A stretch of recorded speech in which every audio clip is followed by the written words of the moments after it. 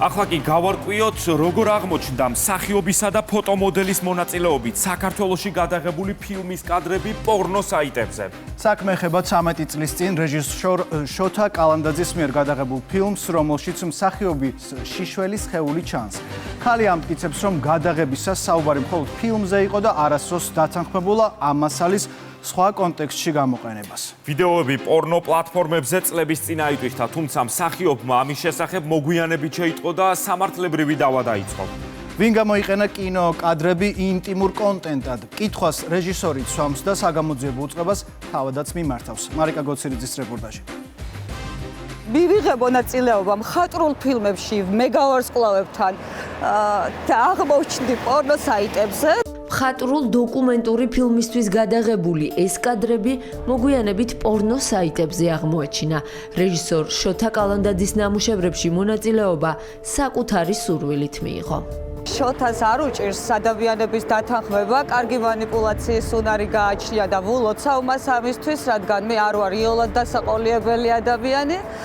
როცა გავიგე, რომ ფილმში იღებდნენ მონაწილეობას მეგავარსკვლავები, როგორიც არის ლიკა ქავჟარაძე, მარინა კახიანი, მზია და ასე შემდეგ, ნუ ლოგიკურია, ფოტომოდელი, მსახიობი, ბაგოგონა, ჩავარდი ხიბლში და ნუ მათთან ერთად ნებისმიერ წამს ვიყავი მზაობაში, რომ ნებისმიერი როლი მეთამაშა. მე აღმოვაჩინე ბოლო პერიოდი, რომ თურმე პორნო საიტებზეც არის. ფილმები, რომელზეც მაკო კობერიძე საუბრობს, 13 წლის წინ არის გადაღებული. პორნოგრაფიულ ვებგვერდებზეც წლების წინ განათავსეს, თუმცა ყდება, რომ ამის შესახებ გვიან შეიტყო და სამართლებრივი დავაც დაიწყო. ამტკიცებს, რომ კადრები ინტიმური შინაარსის საიტებს რეჟისორმა მიყიდა. არ გააჩნია არანაირი კონტრაქტი, აბსოლუტურად არაფერი არ გააჩნია. შოთა კალანდაძეს პირადად დავუკავშირდი და ვუთხარი, რომ ვუჩივლებდი. რა თქმა უნდა, რომ მან განათავსა, იმიტომ რომ მის გარდა ეს მასალები აბსოლუტურად არავის არ ქონდა. გაყიდა ყველგან, სადაც მიუწვდებოდა ხელი. ვიღაც იტყვის, რომ ფილმში რო გარბოდი, რას იფიქრებდი, ეს ფილმი ხელოვნება იყო, ხალხო და ეს ფილმი უნდა გასულიყო ქვეყნის გარეთ. მაკო კობერიძე პროკურატურას გამოძიების დაწყების მოთხოვნით უკვე მეორედ მიმართავს. მოთხოვნა კადრების ეროტიკულ საიტებზე ამტვირთავის ვინაობის დადგენა და საიტებიდან მისი წაშლა.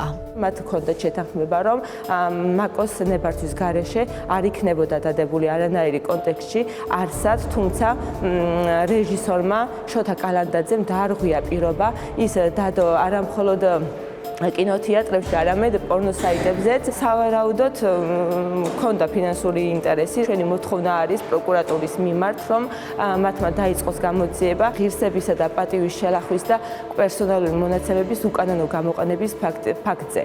ასევე დაადგინოს ის პირი, ვინც მონაწილეობა მიიღო პორნო საიტებზე მსგავსი ვიდეო მასალის გავრცელების. ასევე ინტერნეტ სივრციდან ამოიღონ ყველა ის ვიდეო მასალა, ის ბმული, სადაც არის მაკოს ვიდეოები დადებული. ბრალდებების ადრესატმა პოლიციას თავადაც მიმართა.